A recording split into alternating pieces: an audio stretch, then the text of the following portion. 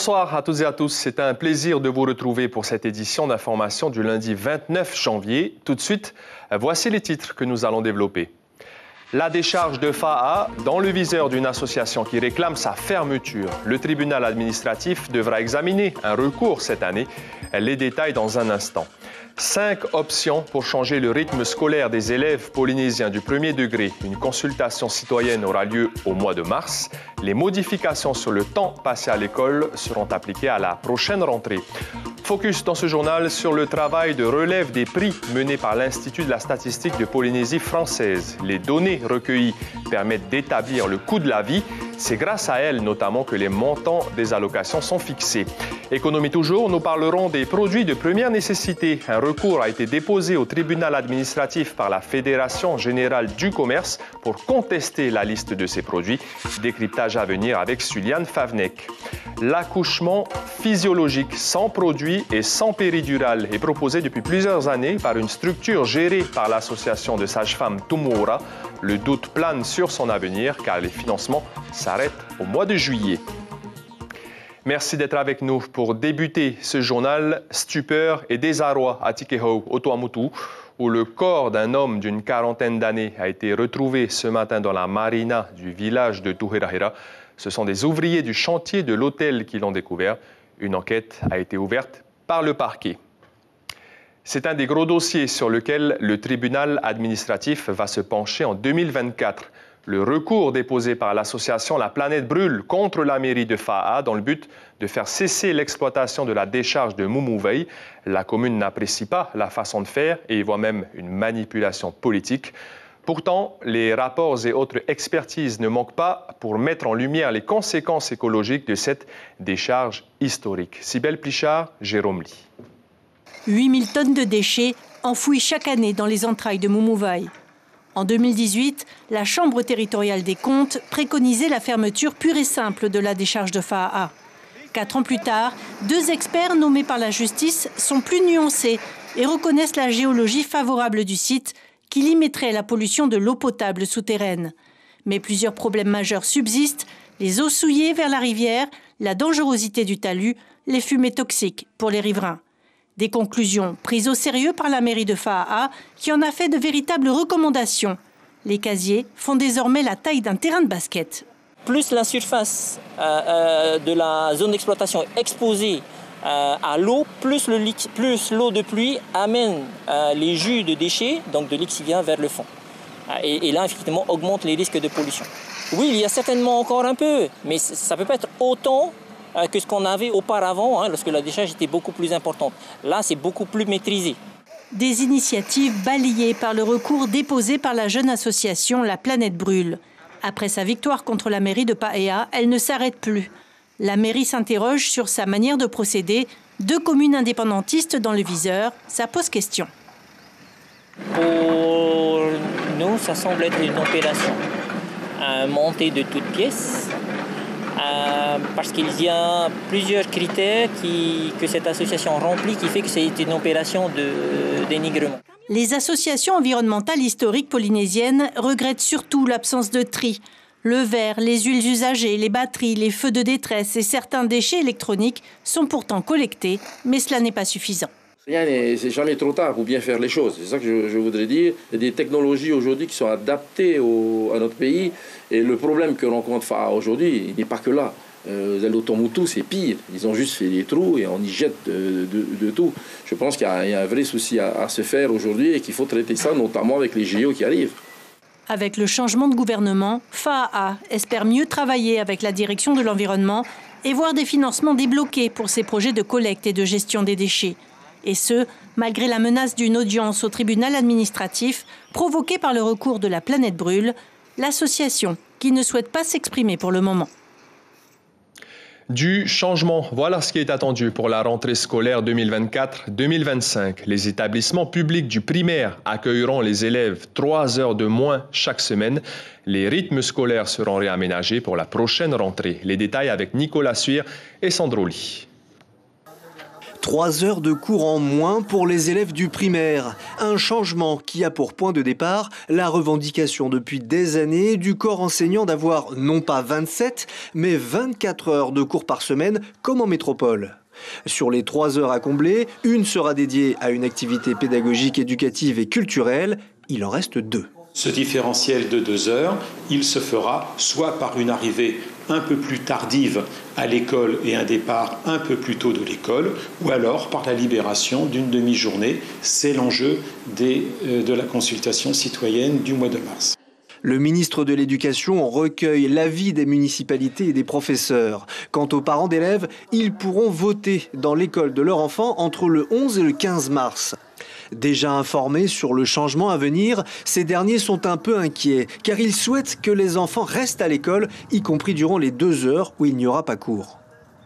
Ils rentrent chez eux, qu'est-ce qu'ils feront? C'est juste ça, alors que nous, on veut faire garder les enfants ici avec le groupe avec la commune et le partenariat de la commune et du pays pour que les enfants restent à l'école et que les parents ne soient pas en difficulté, parce que sinon, il faut déjà se réorganiser par rapport à ces nouveaux horaires qu'ils vont mettre en place. Donc voilà.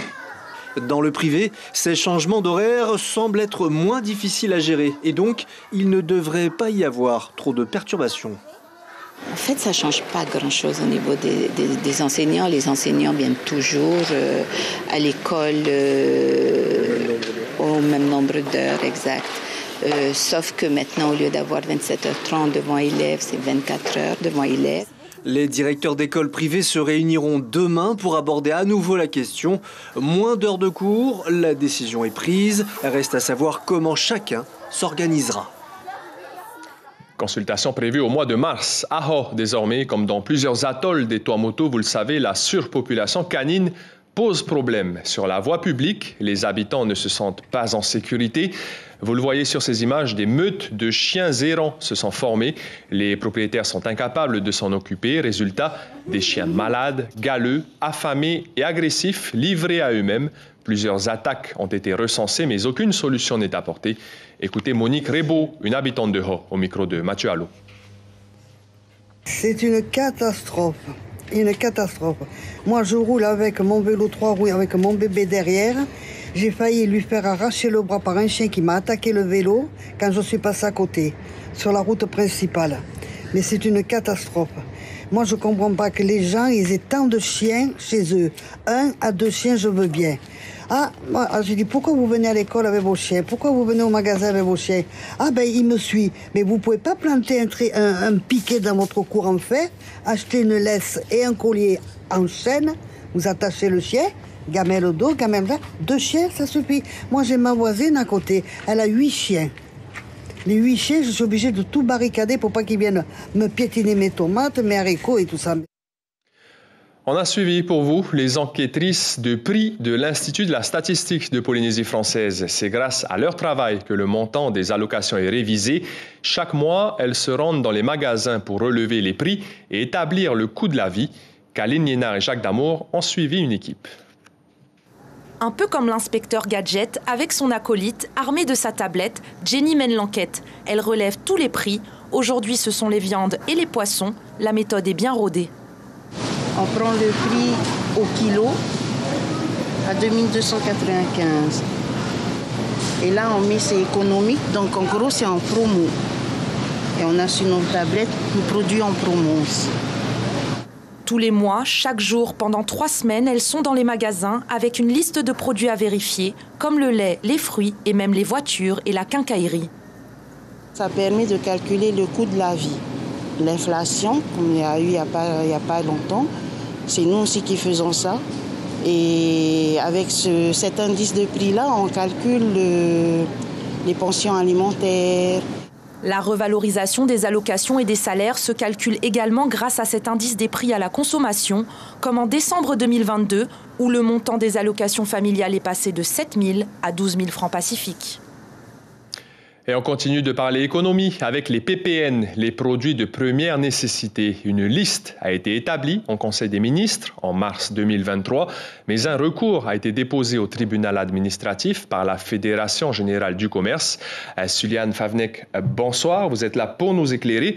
Quel est le problème avec cette liste? Bonsoir Marouki. Alors en effet, vous l'avez dit, la Fédération Générale du Commerce a contesté un arrêté ministériel en mars 2023, donc pris par l'ancien gouvernement et qui vient en fait rajouter des produits PPN à la liste déjà existante. Alors ce qu'il faut savoir, c'est que les PPN à la base, ils sont faits pour les foyers les plus démunis. Sauf qu'aujourd'hui, le constat, c'est que c'est valable à la fois pour les foyers plus aisés comme les foyers effectivement plus modestes. Sauf que, aujourd'hui, cette aide sociale, elle coûte 2 milliards au gouvernement et donc sans distinction de revenus. Alors ce que propose la fédération, c'est de mieux classifier les PPN. Alors on va prendre quelques exemples. Aujourd'hui, par exemple, le beurre et les pâtes, dans ces produits, tous les produits de la même famille sont en PPN. Donc l'idée de la fédération, c'est de dire choisissons qu'un seul produit de cette famille. C'est le cas également aujourd'hui pour la viande ou le poisson, puisqu'aujourd'hui entrecôte et rhum steak, comme thon blanc, thon rouge, les deux sont en PPN. Donc l'idée, c'est de revenir tout simplement sur un seul produit maroquis. Et ce n'est pas la seule chose que conteste la fédération, Suliane? Non, pas du tout. Effectivement, il y a un deuxième point de contestation. Ce deuxième point, il est sur les marges. Les marges, aujourd'hui, la fédération estime qu'elles sont trop basses. Je vous explique. En 1990, elles étaient à peu près de 20%. Je parle évidemment des marges sur les produits PPN. Aujourd'hui, elles sont à 7%. Sauf que les charges, elles ont augmenté.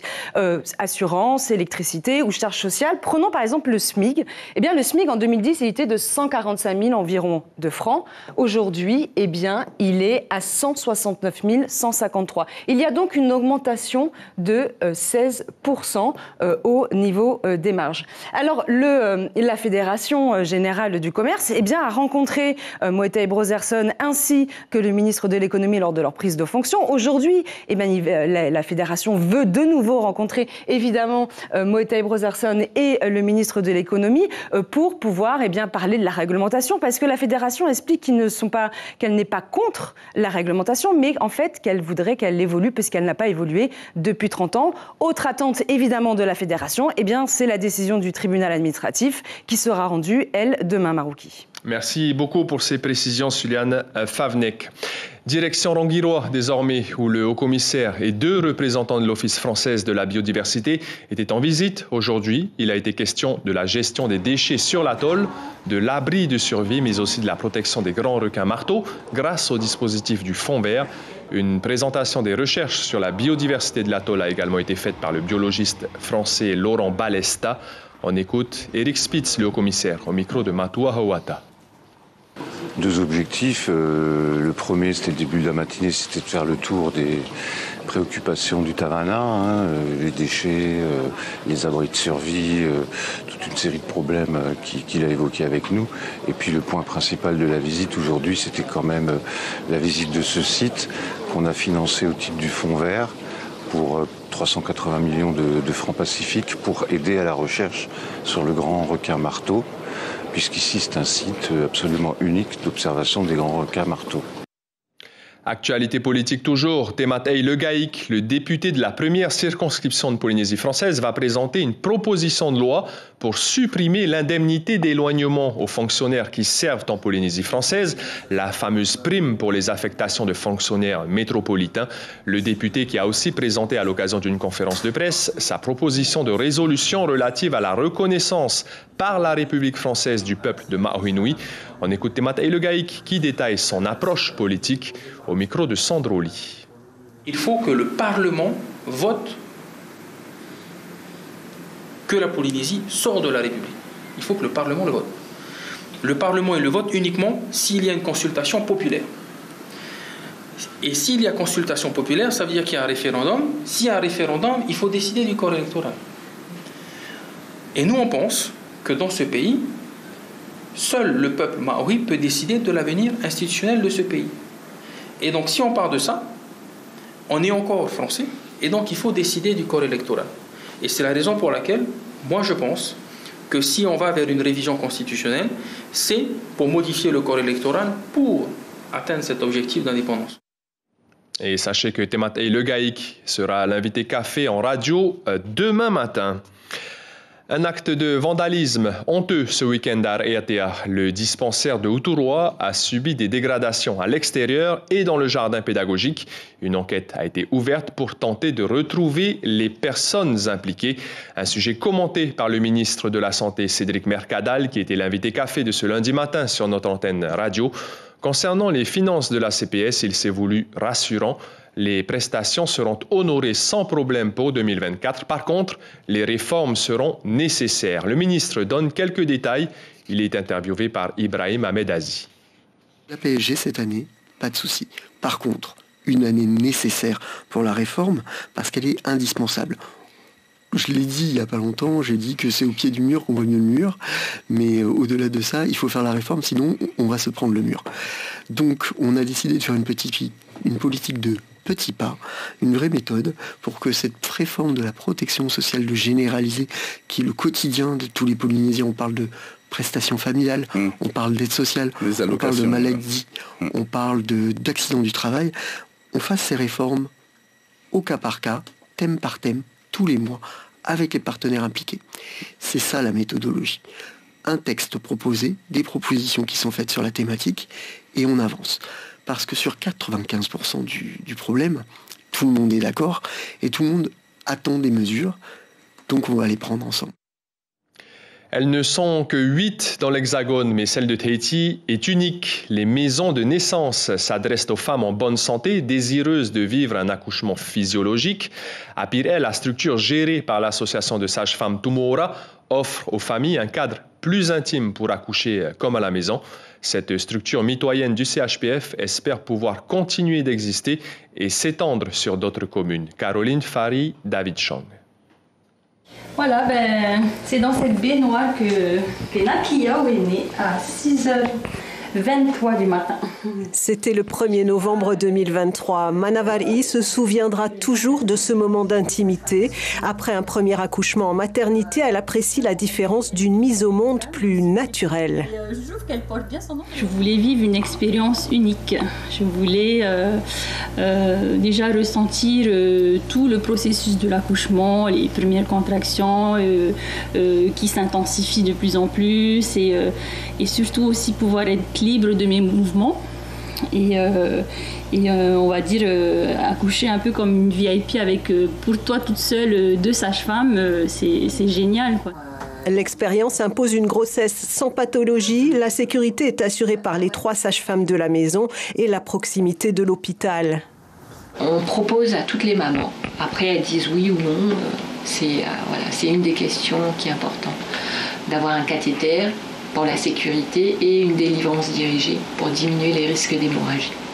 Le concept attire de nombreuses femmes de Polynésie. Lisette, d'origine australienne, et son mari viennent de Moorea.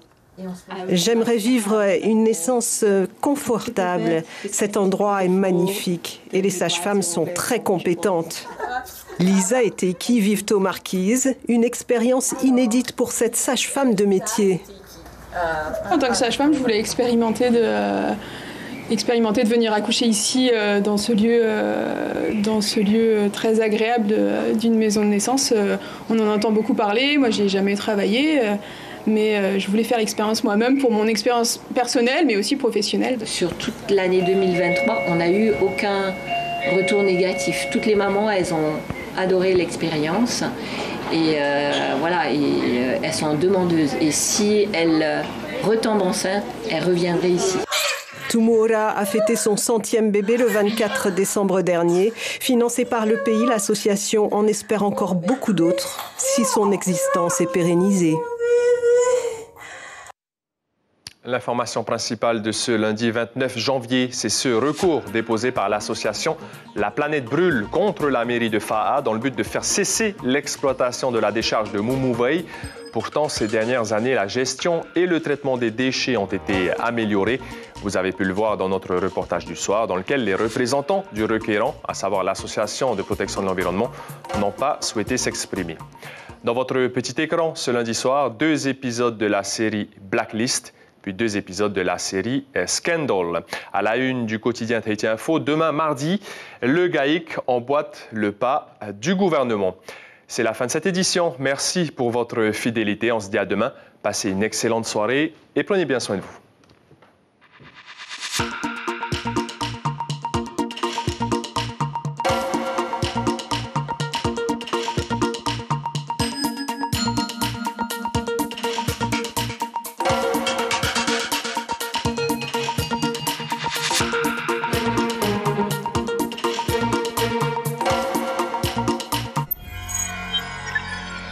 Retrouvez ce programme en replay sur notre site internet.